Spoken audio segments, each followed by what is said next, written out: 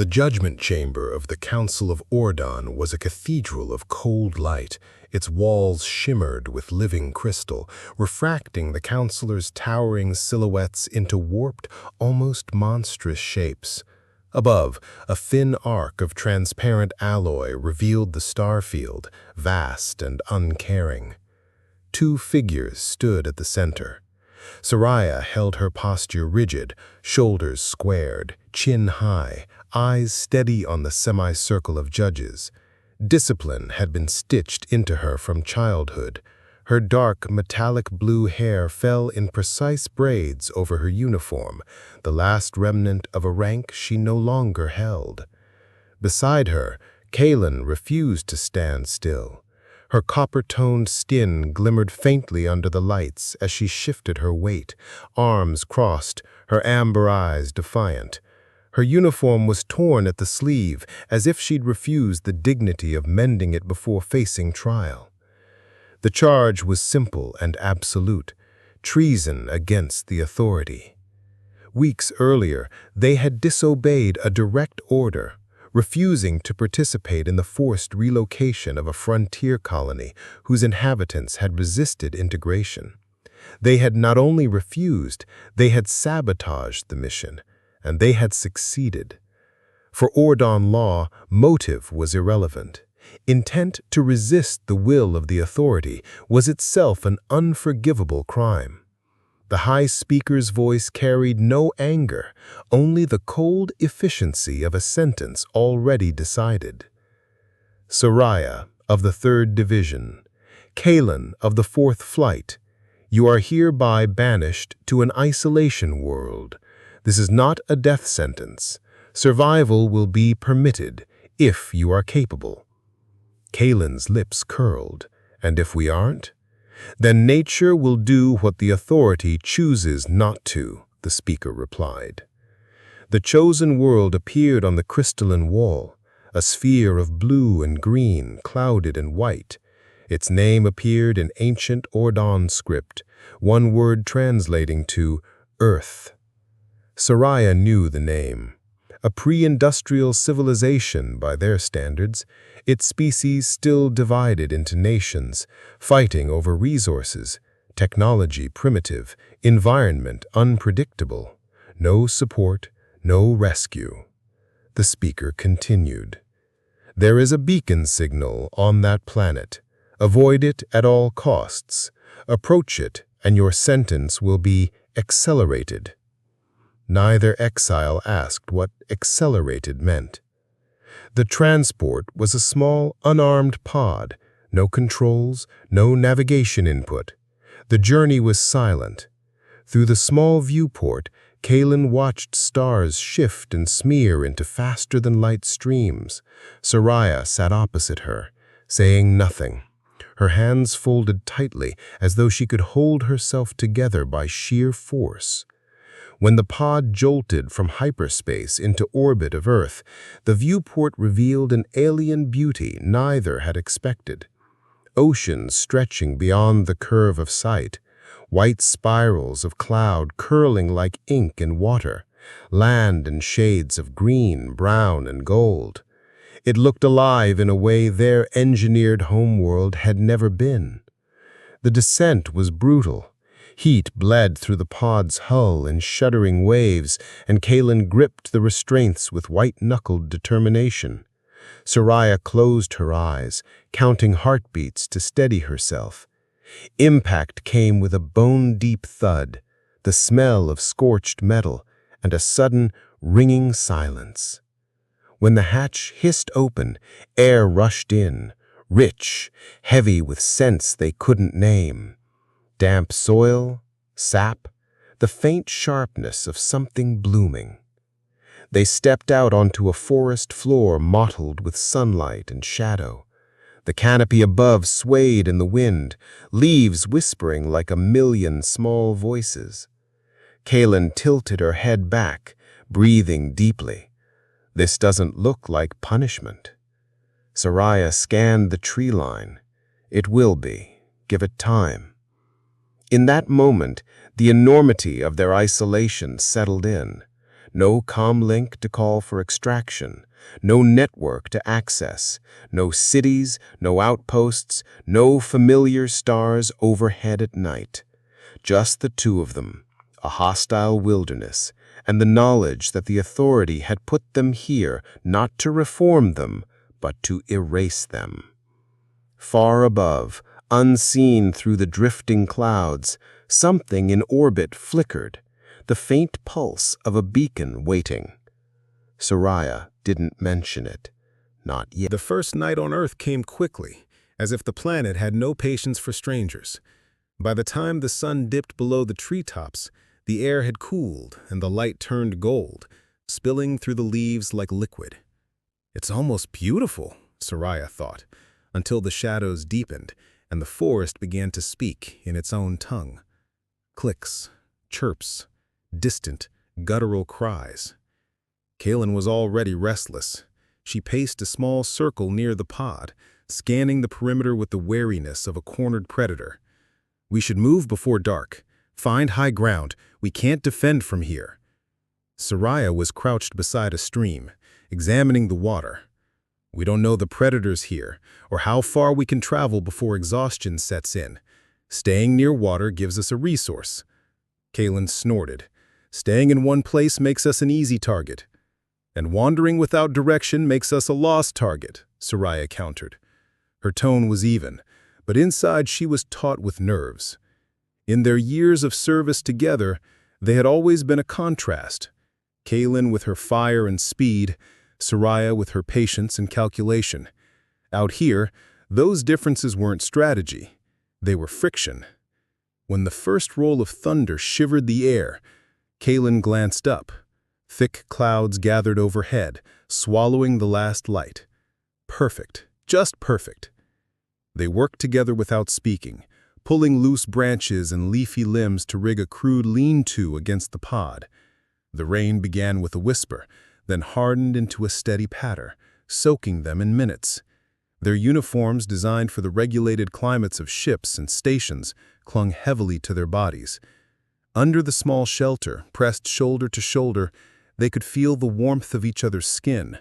It was not comfort, not yet. More a reminder that they were not alone in this alien dark. Kaelin broke the silence first. "You really think we can survive here?" "I think we have to," Soraya said simply. Lightning lit the forest in brief silver flashes. Each time shadows leapt and vanished. Somewhere far off, a howl rose and faded, followed by the answering calls of other unseen things. That night, Soraya didn't sleep. She kept watch, listening to Kaelin's slow breathing beside her and to all the countless rhythms of the forest. Morning brought clear skies and the smell of wet earth. Soraya left the lean-to early, collecting broad leaves to catch water, examining plants for edibility. She cataloged each by shape, color, and scent, making mental notes. Kaelin returned from a short scout with news. "There's a ridge north of here. Might be better for seeing what's around us." But she hesitated, which was rare for her. "Something followed me part of the way back. I couldn't see it, but I could hear it. Four-legged, heavy." Soraya's gaze flicked to the trees. Predators, then. Obviously. By midday, the sun burned away the cool of morning, and the air turned thick and humid. The forest was alive with movement, winged shapes darting overhead, insects humming invisibly, creatures rustling in the undergrowth. Kaelin kept her weapon, a short curved blade, in hand at all times. They spent the day in quiet disagreement. Kaelin argued for constant movement. Soraj insisted on building a defensible camp first. The tension simmered, not yet explosive, but always close.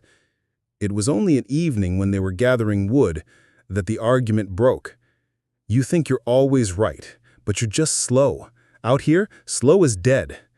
Soraya turned, her voice sharper than she intended. "And reckless gets us killed faster." For a long moment they stared at each other, rain-slicked hair clinging to their faces, breathing hard. Then thunder rumbled again, closer this time. They didn't speak as they rebuilt the shelter. That night, another storm came. Wilder, the wind tearing at the trees. Our small shelter shuddered with each gust. When a branch cracked and fell nearby, Kaelin instinctively pulled Soraya closer, shielding her from the spray of leaves and debris. For a heartbeat, neither moved. The noise of the storm filled the space between them. Kaelin's arm lingered around Soraya's shoulders longer than necessary. Neither mentioned it. Outside, the forest roared. Somewhere beyond the storm, deep in the trees, something moved. Too deliberate, too heavy to be wind. By the third day, the forest felt less like a place and more like a living labyrinth. Endless, layered, always shifting. They had moved camp twice, each time driven by the sense that something was watching them. Whatever it was, it kept its distance, but its presence pressed on the back of their necks like static. Kaelin insisted they climb to higher ground. Soraya finally agreed, if only to quiet the tension between them. The climb took most of the morning. The air grew thinner, the trees more sparse, until they reached a rocky outcrop where the wind carried the scent of pine. From here, they could see rolling hills and a ribbon of water that glittered in the sun. The sky felt impossibly wide, too open for their shipborne instincts. Kaelin scanned the horizon. If we follow the river, maybe we'll find a settlement, or at least signs of whoever lives here.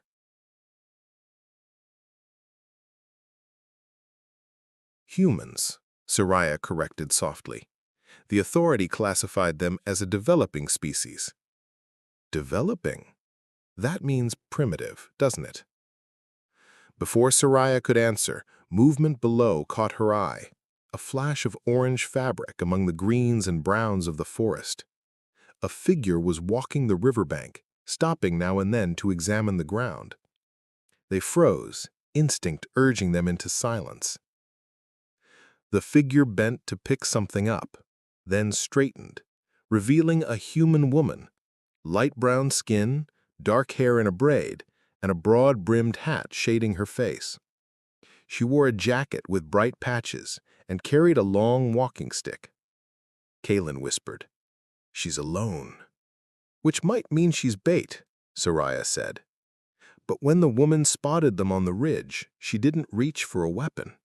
Instead, she lifted one hand in a slow, deliberate wave. It was such an unguarded gesture that it took a moment for either of them to react. Kaelin's brows drew together. Is she greeting us?" The human called something upward, the words strange, but her tone light, questioning. She took a few steps toward the base of the ridge, looking up with open curiosity. Against her better judgment, Soraya descended part way, keeping Kaelin at her side. When they were close enough, the woman spoke again, this time slower. Her voice was warm, rich with an accent neither alien recognized. "I'm Mara," she said, pressing a hand to her chest. She pointed to them expectantly.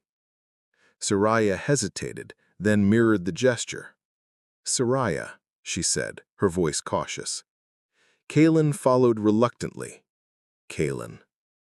Mara's smile deepened, as though she'd just received a gift. She reached into her pack, pulling out 2 small wrapped bars. She tore one open to demonstrate, then handed them over. The scent, sweet, nutty, was unlike anything they'd known. Kaelin sniffed suspiciously before biting. Her eyes widened, then narrowed. "This is edible." Mara laughed, an unrestrained, bright sound that startled both exiles. It was the first time they had heard laughter here, and it was oddly grounding. Over the next hour, through halting words, gestures, and shared tasks, they learned that Mara was a park ranger. She protected the land, helped injured animals, and occasionally guided lost hikers. The concept seemed absurd to Kaelin, that someone could dedicate their life to helping without command or credit. When a light drizzle began, Mara showed them how to stack dry kindling and coax it into flame, using a small steel striker. The fire's heat was immediate and alive, nothing like the sterile heat of ship reactors. Soraya found herself mesmerized by the flicker, thinking, humans have survived with this for millennia. In her world, fire was obsolete. Here, it was life. Kaylin, despite herself, asked questions, pointing to Mara's jacket patches, her walking stick, her small pack. Mara answered each patiently, pantomiming where words failed.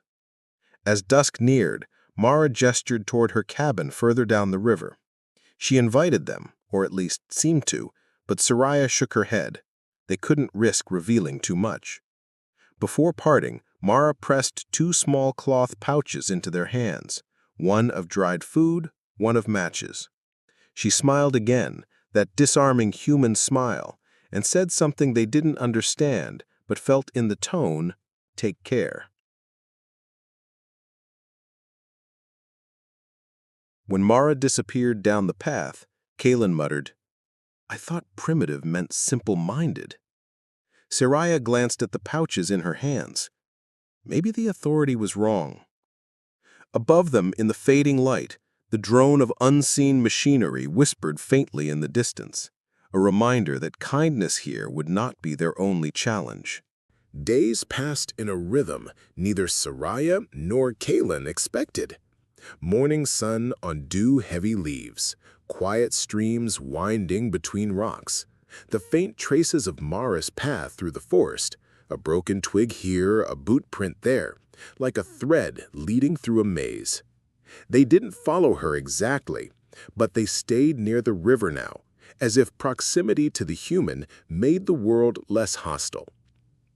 Kaylin began practicing with her blade in the mornings, slicing through branches with sharp, deliberate arcs. "The more we know this terrain, the less it owns us," she said.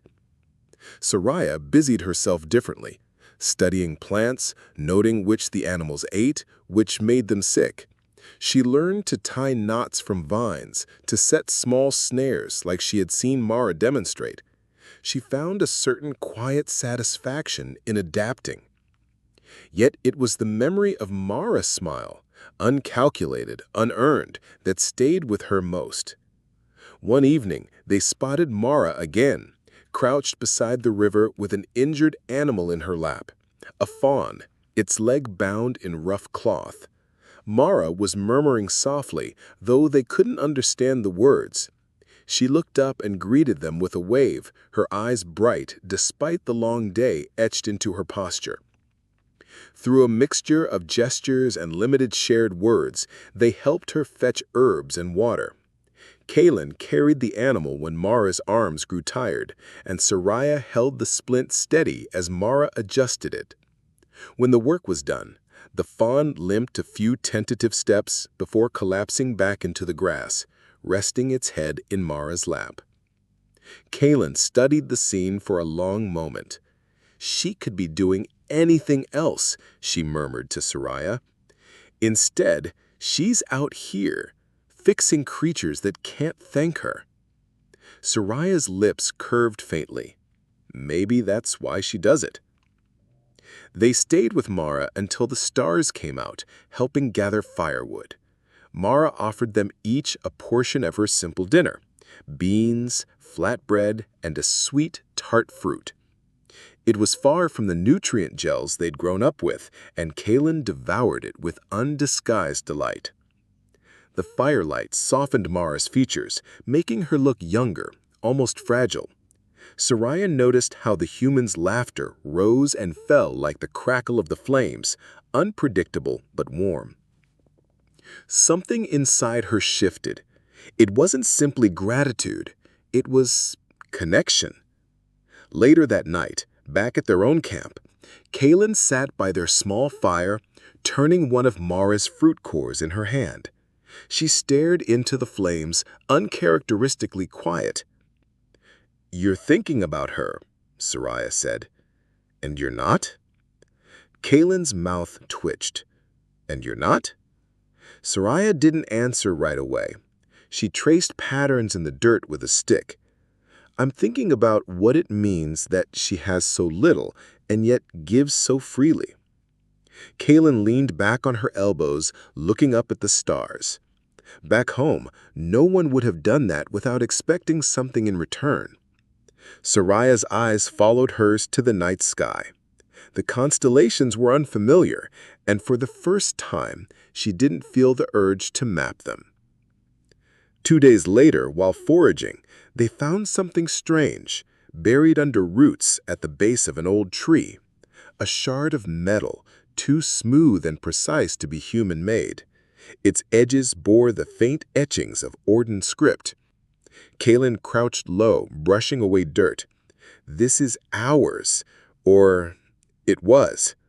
Soraya's pulse quickened, which means we're not the first. They searched the area and found more, fragments of a communications device, long dead. Whoever left it here didn't take it with them. Why would another exile leave this behind? Kaylin asked. Soraya ran her thumb over the alien markings. Maybe they didn't have a choice. The discovery cast a long shadow over the warmth they had been building. If others had come here before, where were they now? The answer lingered unspoken. Perhaps beneath the soil, their stories erased. That night, the forest seemed to listen to them as much as they listened to it. Kaylin lay closer than usual, her back against Soraya's. Neither spoke of the metal fragment, but both felt its weight.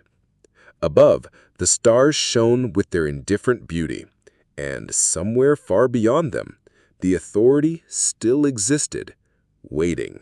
The morning after they found the metal fragment, the air felt wrong. Not colder, not louder, just charged, as if the forest was holding its breath. Kaylin noticed it first. No birds, she murmured. No insects either. Soraya listened. The constant hum of life had fallen silent, replaced by a low vibration that wasn't wind. It was faint, almost below hearing, but it prickled the base of her skull. They moved quickly through the trees, their senses sharpened. The sound grew stronger, pulsing in an unnatural rhythm. Then, through a break in the canopy, they saw it. A small, hovering shape glinting in the sunlight. A drone. Sleek, spherical, no visible rotors. Its surface shimmered like liquid metal, and it moved with the purposeful slowness of something searching. Soraya's chest tightened. It's not human. Kaylin's hand went to her blade. Authority tech. The drone dipped lower, scanning the ground in wide arcs. The air seemed to thrum in time with its movements. A faint beam swept across the forest floor, touching leaves, rocks, and soil, searching for something or someone. Kaylin's instinct screamed to strike.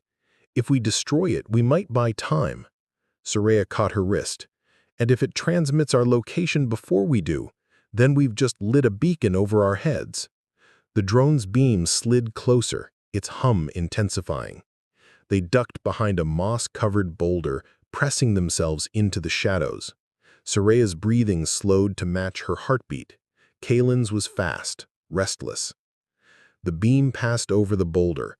For a moment, Soraya was sure the drone would linger, sensing the faint heat of their bodies. But instead, it drifted away, weaving between the trees like a hunting animal following scent. Only when its hum faded completely did they move. Kaylin broke the silence first. We can't just hide and hope it doesn't find us. Soraya's gaze stayed fixed on the path the drone had taken. It's not alone. There will be more, and they're not here to rescue us. Kaylin's jaw tightened. No, they're here to erase us. That evening, Mara found them by the river, her expression shadowed by concern. She gestured toward the sky, saying something quickly in her own language. The word repeated twice, and though they didn't understand, the tone was clear. She had seen it too. Mara mimed the drone's movement, then mimed holding a gun and shooting. Kaylin nodded in understanding, but shook her head. Too risky. Mara frowned, then motioned for them to follow. She led them along a narrow, hidden trail that wound deeper into the hills. The ground became rockier, the air cooler. At last, she stopped at the mouth of a shallow cave, half hidden by brush. She pointed inside, then back toward the river, making a safe gesture with her hands. Even without words, the meaning was clear. This could be a place to hide. Kaylin looked skeptical. We'd be cornered in there. Soraya's eyes softened. We'd also be alive. They stayed that night in the cave. The air was damp and smelled faintly of mineral dust, but it was silent, the good kind of silent, not the kind before danger. Mara had left them with a bundle of blankets and more food, a quiet promise in the way she placed them down. But outside, somewhere in the forest, the drone still moved. And if there was one, there would be others.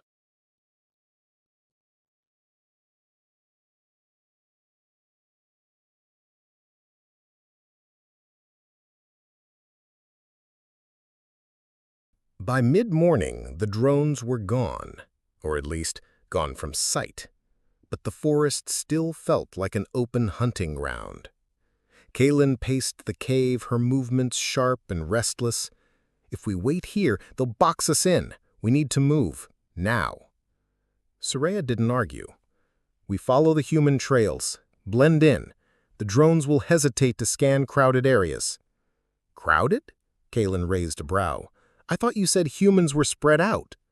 Sometimes they're not, Soraya replied, recalling the clusters of hikers Mara had shown them from a ridge, colorful dots moving along marked paths.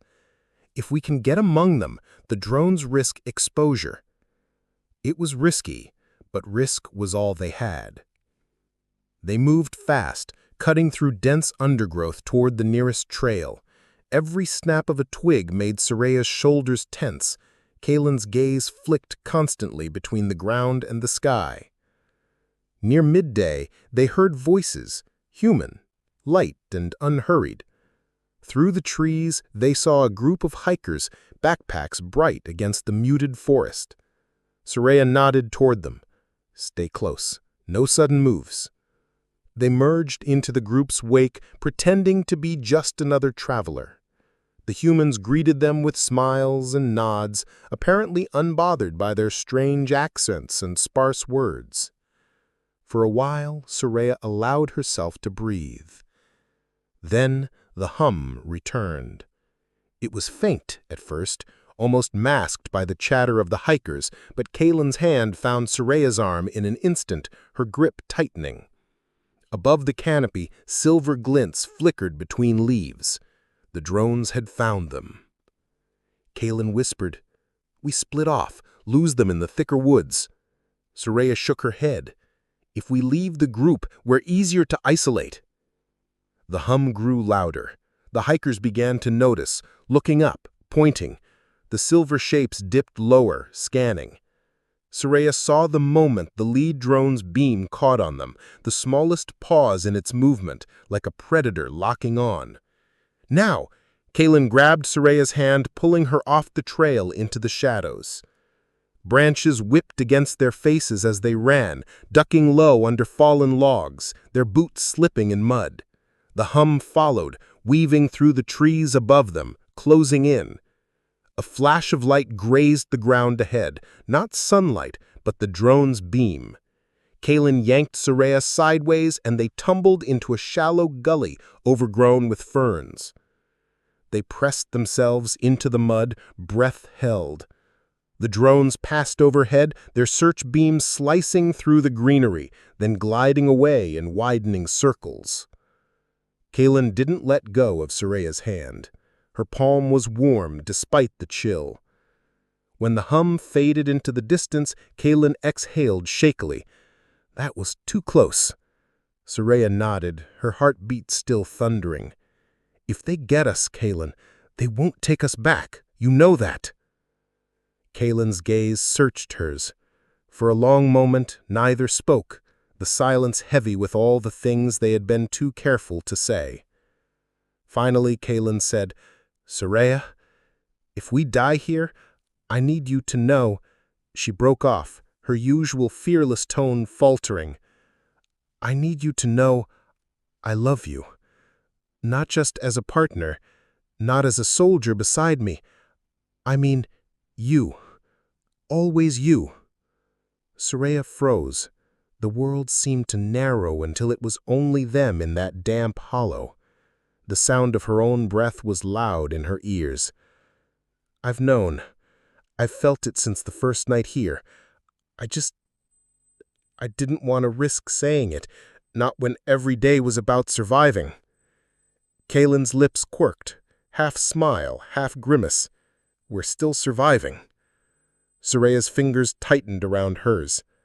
Then let's keep doing that, together. For a moment, the danger felt distant.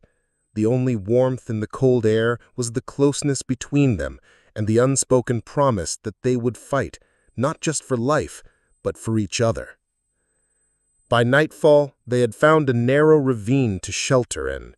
No drones passed overhead, but Soraya knew they had only bought time, not safety. And somewhere deep inside, a new fear had taken root, not of dying, but of losing Kalen before the fight was done. The third night after their narrow escape, they reached Mara's cabin. It was small, one room, wood-planked, the air rich with the scent of pine resin and cooking herbs. Lantern lights spilled through the windows, warm against the dark forest outside. Mara opened the door before they could knock, her eyes sharp, scanning the trees behind them as though she already knew they were being hunted. She didn't ask questions. She simply motioned them in. Once inside, Mara pointed to the table. On it lay something that didn't belong in a human home. A rectangular device no bigger than a book, its edges smooth and metallic, its surface marked faintly in Ordan script. Kalen's breath caught. That's a comlink core. Soraya stepped closer. Where did you get this? Mara's brow furrowed at their language, but she tapped her temple, then pointed outside toward the hills. Found, she said slowly, the word foreign in her mouth, but clear in its meaning. Soraya ran her fingers along the etched surface. This was more than a fragment. With enough power, enough amplification, it could send a signal beyond the system, maybe even reach Ordan space. It was the one thing they had longed for since exile began. Kalen looked at her. This is our way home. But Mara was watching them with an intensity that went beyond curiosity. She crouched beside the table, drew a line in the dust with her finger, then pointed on one side. You, she said, tapping twice. Then she tapped the other side, shook her head, and mimed something crumbling to ash. Soraya understood. She's saying if we use it, we won't survive long enough to see home. Kalen frowned. The drones will triangulate the signal. We'll have minutes at best. Mara moved closer, her voice low, steady, even though they could barely understand her words. She placed her hand over her heart, then pointed to the cabin, the forest, the sky above. Her meaning was simple. Stay here. Stay alive. Soraya's throat tightened. She could feel Kalen's gaze on her, waiting for the decision. This was the moment to choose between everything they had been and everything they might become. Kalen, Soraya said quietly, we could go back. If we make the call, maybe, Soraya cut in. Or maybe we die before we hear an answer. And even if we make it back, what are we going back to? The same council that sent us here to vanish? Kalen opened her mouth, but no words came. She looked at Mara instead, this human who had no reason to risk herself for them, who had fed them, sheltered them, guided them. Soraya's voice softened. Kalen, I don't want to go back, not with you. And if staying means we live here, under their sky, among their people, I'll take that. Mara, sensing the weight of the moment, reached into a drawer and pulled out a small metal hammer. She placed it on the table beside the comlink core. Kalen stared at it, her jaw clenched. Then slowly, she picked it up. The first strike was sharp, ringing in the cabin like a gunshot. The second split the device's casing. By the third, the core was fractured into useless shards, its faint internal glow fading to nothing. Mara gathered the pieces and tossed them into the wood stove. The flames caught them greedily, consuming the last bridge to the stars. That night, the three of them sat in silence, the only sound the fire's low crackle. Kalen leaned against Soraya, her eyes half closed, as if exhaustion had finally won. Outside, the forest was alive again. The distant call of an owl, the rustle of leaves. No hum, no search beams. For the first time since landing, Soraya allowed herself to think of a future here. One measured not in missions or orders, but in shared days, and in the human word she had heard Mara say often: home. Winter came quietly in this part of the forest. The leaves browned and fell, the air sharpened with frost, and the river slowed to a lazy crawl under a film of ice. In the months since they had destroyed the Comlink core, Soraya and Kalen had learned the slow rhythms of life here. The days were filled with simple work: chopping wood, mending gear, helping Mara track wildlife. It was labor unlike anything in their old life, yet it carried a strange satisfaction. They had no ranks now, no uniforms, no mission except to keep living. And in some unspoken way, that had become enough. Mara's cabin had grown to fit them. A new cot in the corner, a rack of tools by the door, hooks for coats they'd traded from hikers in exchange for help repairing old footbridges. Kalen had built a fenced pen for injured animals, which she jokingly called the infirmary, though her gruff care often hid her genuine concern. Soraya kept the records.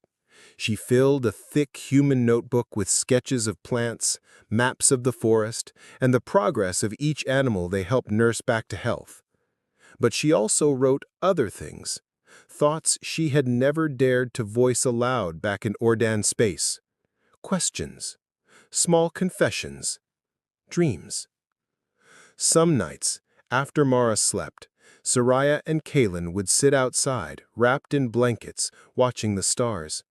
Soraya would point out the constellations they had learned from Earth's sky charts, and Kalen would invent new names for them, some absurd, some tender. They both avoided looking for the familiar shapes of their homeworld stars. It was easier that way. One night, in early spring, Kalen returned from checking the animal pen and found Soraya sitting on the porch steps, staring upward. The air was cool, the moon casting a pale glow over the trees. "What is it?" Kalen asked, settling beside her. Soraya didn't speak at first. Her eyes were locked on a faint glimmer in the sky, brighter than the stars around it, pulsing slowly. It was not a star. "It's the beacon," Soraya said at last. "Still out there." Kalen followed her gaze. "Thought they'd given up." "Maybe they have," Soraya murmured.